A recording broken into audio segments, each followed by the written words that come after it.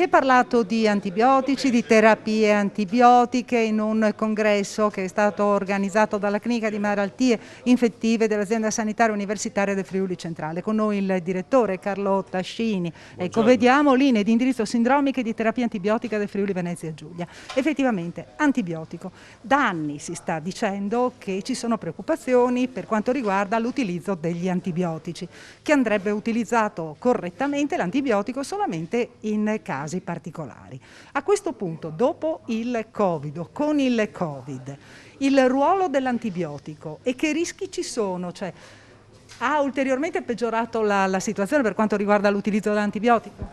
Beh sì, il Covid ha comportato due problematiche principali. Quello della terapia, diciamo, empirica anche a domicilio, che è stata utilizzato molto di più l'antibiotico nelle sindromi respiratorie, anche perché i pazienti erano chiusi, difficilmente da visitare, eccetera.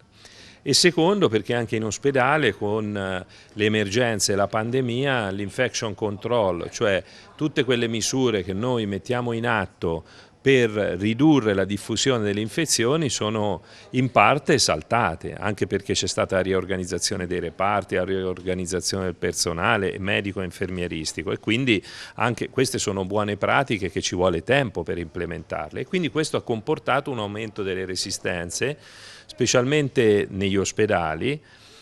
Fortunatamente non nella nostra regione, alcune regioni sono virtuose, il Friuli Venezia Giulia, Trentino Alto Adige ad esempio hanno delle percentuali più simili al resto d'Europa che all'Italia, però anche noi abbiamo visto degli aumenti di resistenza, e quindi il convegno di oggi serve per capire dove dobbiamo intervenire. Inoltre serve per avere se possiamo un manuale condiviso sia da Udine, Trieste, Pordenone, Gorizia, da tutta la regione sulla terapia antibiotica, quando farla e come farla nel modo giusto, e principalmente anche sospenderla al prima possibile quando non è più necessaria.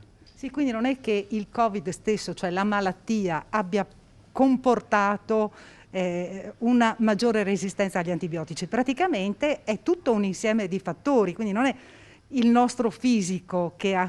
Ecco, volevo far capire questo ai telespettatori. In parte sì, diciamo, sui pazienti più gravi in terapia intensiva, perché in terapia intensiva ci sono questi germi multiresistenti. Ripeto, da noi la situazione è più favorevole rispetto ad altre regioni, però i pazienti intubati a tanti giorni, come quelli gravi del Covid, poi hanno avuto sovrapposizioni batteriche. Questo è vero, ma questo avviene in tutte le persone intubate. Poi anche il Covid può in alcuni casi aver ridotto anche le difese immunitarie, come succede spesso ai virus. Ad esempio anche il virus influenzale predisponeva alle polmoniti batteriche.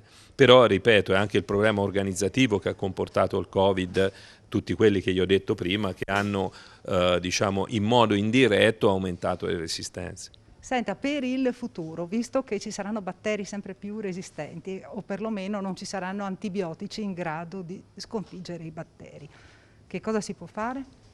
Ecco, ripeto, noi abbiamo... Al di là delle buone pratiche adesso. Certo, però abbiamo differenti strategie. La prima si chiama antimicrobial stewardship, cioè noi che siamo, diciamo, i cultori della terapia antimicrobica dobbiamo fare da steward, cioè da aiuto agli altri colleghi sia in ospedale che sul territorio per una prescrizione prudente, saggia e adeguata, no? Che tuteli il paziente nell'acuto quando ha l'infezione, ma tuteli anche tutta la comunità, perché se noi selezioniamo questi germi rendiamo spuntate le armi dell'antibiotico, che sono state delle armi importantissime, no?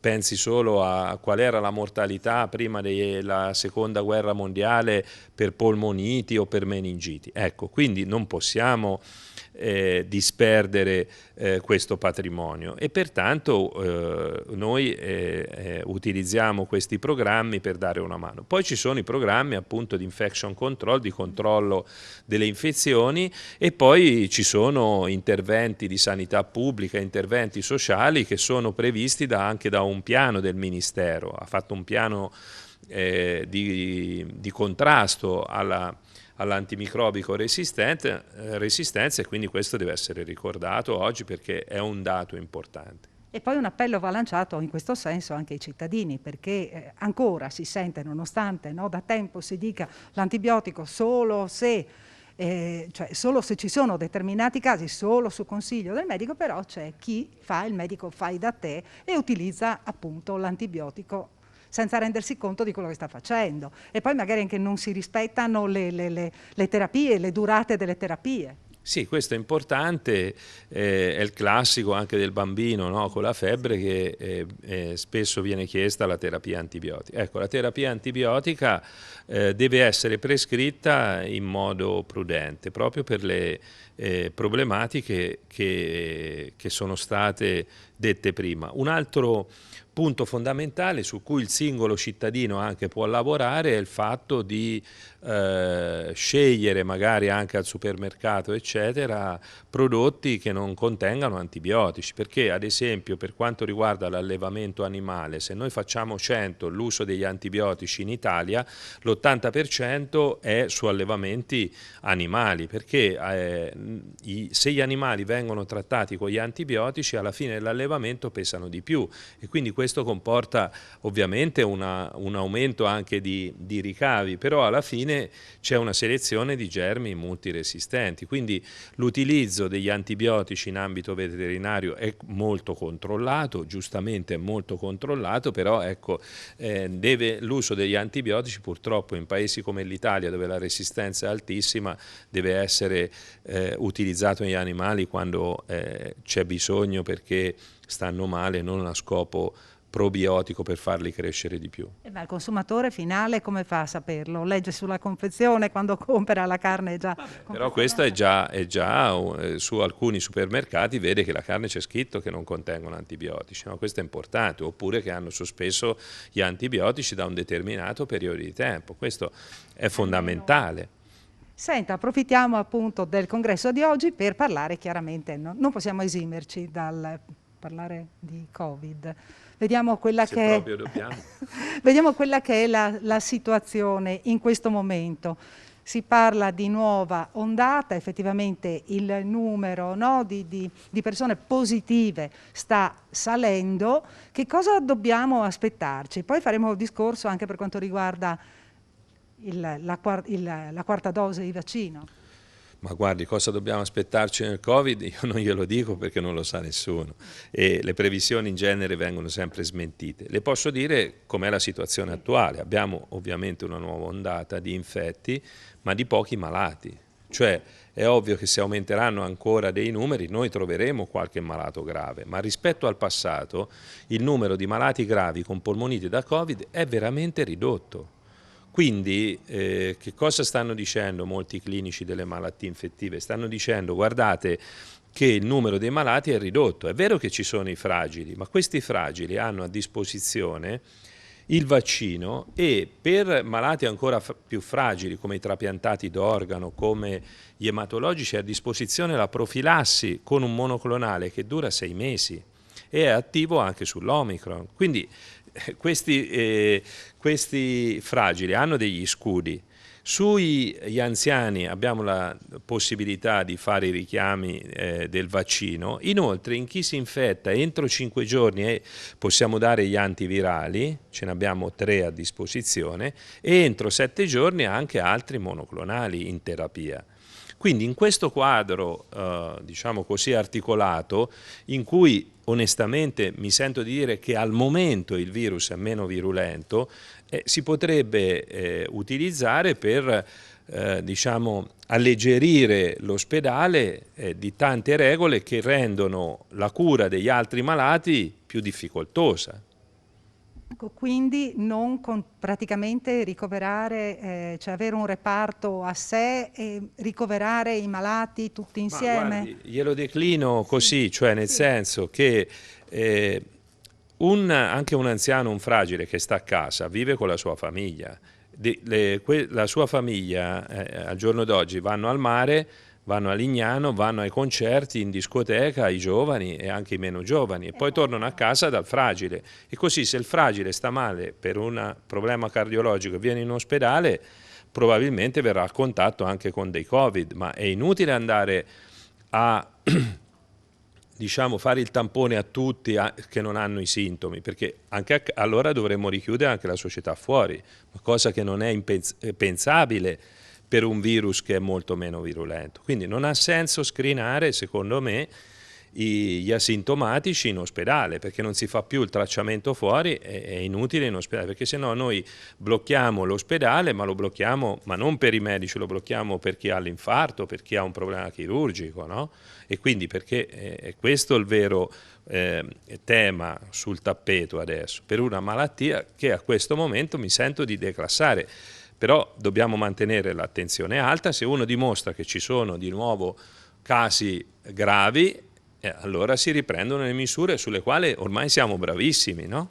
Non è che dobbiamo imparare qualcosa su questo, dobbiamo monitorare i casi gravi. Quindi i casi gravi sono i casi con polmonite, ecco, questi ce ne sono pochissimi in ospedale, e spesso sui non vaccinati o sui veramente fragili che non sono stati magari trattati adeguatamente con le profilassi e le terapie precoci. Quindi sulla quarta dose, sul booster ulteriore, lei che cosa mi dice? Quindi soltanto i fragili, perché pare che per l'autunno arrivino praticamente dei vaccini che possano combattere le varianti, no, del Covid. È sicuro che arriveranno dei vaccini sia anche proteici, no? Non a RNA messaggero, come quello dell'influenza che si faceva gli anni scorsi, che può richiamare l'immunità anche di chi ha fatto quello a RNA messaggero. Quindi magari uno ha fatto 3 dosi di messaggero, fa la quarta proteica, che poi è aggiornato sull'Omicron. Noi adesso abbiamo ancora vaccini non aggiornati. Bisogna dire che poi... che danno anche una copertura inferiore chiaramente adesso. Sull'Omicron, sì, ma la copertura dobbiamo distinguere tra l'infezione e la malattia, sì. Perché noi non vediamo le malattie perché sono stati fatti questi vaccini, che magari sono anche migliorabili, però questi ci hanno ridotto il numero delle malattie, e questo bisognerà dirlo. Non ci riducono il numero dei contagi, ma ci riducono il numero delle malattie, e grazie a questo sforzo che diciamo che il virus è meno virulento, no? Anche perché il sistema immunitario, o naturale perché hanno avuto l'infezione, o perché indotto anche dal vaccino, o da entrambi, ha evitato la malattia. La poliomielite non è bloccato il virus c'è, il vaccino non blocca l'infezione, blocca la malattia, ma nessuno di noi conosce un caso di poliomielite perché tutti siamo vaccinati. È lo stesso identico discorso. Poi se il vaccino ci blocca anche l'infezione e verrà un vaccino in tal senso, che ben venga, noi siamo contenti, ma io sono convinto del fatto che il vaccino blocca la malattia. Diciamo, visto che abbiamo molti contagi, le persone più fragili probabilmente si vaccineranno adesso e si rivaccineranno anche a ottobre-novembre. Penso questa è l'indicazione. Certo, con pochissimi casi di infezione uno avrebbe preferito aspettare ottobre, no, per fare l'ulteriore dose, ma se questa è la situazione è meglio richiamarlo.